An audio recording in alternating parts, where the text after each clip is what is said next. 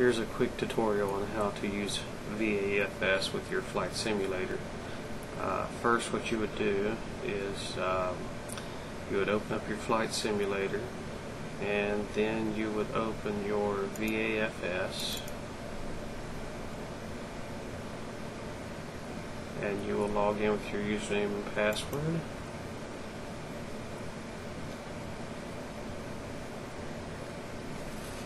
Here you have all your pilot information, your pay information, things of that sort. So then you will click on View Flight Schedule,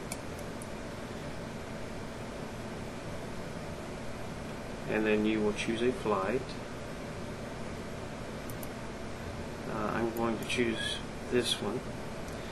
Then you go down to Select Aircraft at the very bottom, and it shows that there is a CRJ 700 present, so you will select this aircraft for the route.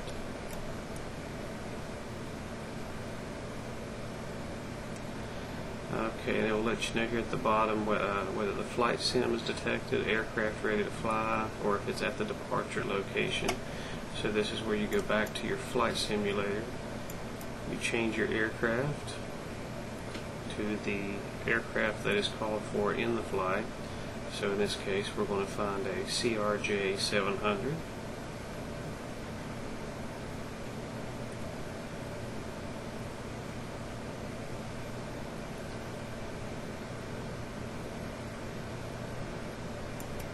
And there it is. You'll select OK. Then you will bring up VAFS, and you will find the service from, service to, so you'll start at LAX and end up in Boise. So you'll create a flight plan from KLAX to KBOI.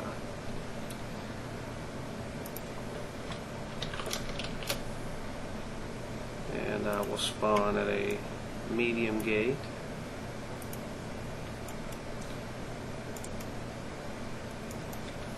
KBOI. Okay, the first one here is your departure airport. The second one that I did is your arrival airport. The flight plan type is normally going to be IFR, high altitude airways. You will click on Find Route. It will give you all the intersections, all the information at each intersection of your cruising altitude, things of that nature. Cruising altitude for this flight will be 20,000 feet. If you look at the nav log, it will let you know where you were supposed to be at each waypoint, what altitude, how many minutes between waypoints. It will give you how much fuel you're going to use up. So you go down and take note and be at each altitude that it calls for at each waypoint. 20,000 for this one, and as you get closer to the airport, when you get to the BOI, VOR, you're going to be at 3,112 feet. So you'll click OK. You will then click OK again. This is for FSX users. You will save it, and it asks if you want to move your aircraft to the departure airport. You'll click yes. Okay, it's 12:52 a.m., but just for visual effects, I'm going to go ahead and change that to a daytime, just so you can see.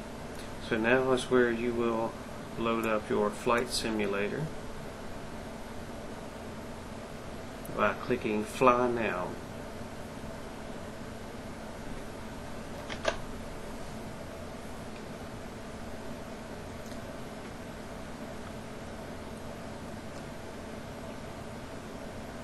I apologize for the delay.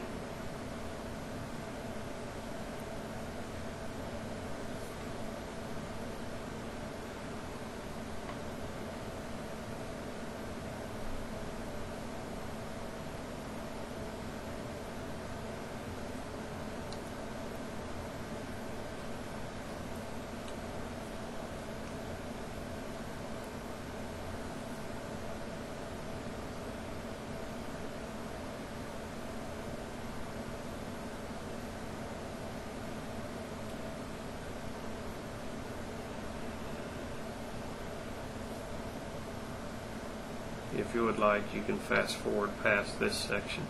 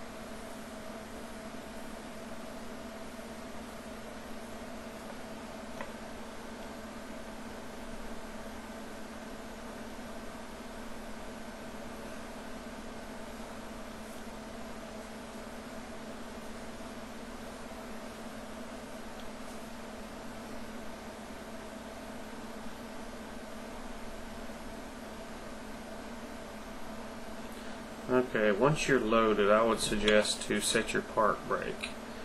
So at this time, you would hit the Alt-Tab key, or you could run in windowed mode and just minimize. I choose the Alt-Tab. So I hit Alt-Tab to go over to my VAFS, and it's ready to start the VAFS ACARS. So you'll click Start VAFS ACARS. You'll run through, see how many passengers you have. If you have the amount of passengers that I have here, it probably wouldn't be worth taking the flight because we would lose money on it. But go ahead and check, make sure all this is correct, and then you will complete your pre-flight and continue to the flight by clicking there. At this point, you will Alt-Tab back into your flight simulator,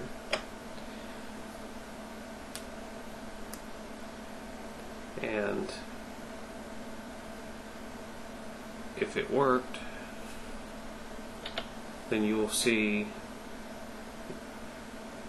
your engines will shut down, and you will start your engines by pressing Control E, and at the top left it should say something about block-in time.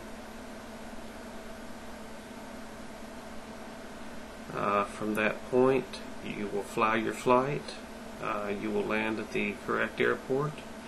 You will touch down, and after you touch down, here it is, VAFS blockout set at 010128. So whenever you pull up, when you land at the destination airport, you will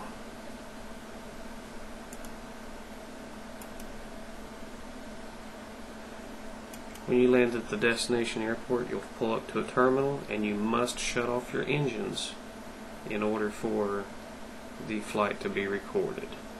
So that is how you use VAFS with Flight Simulator.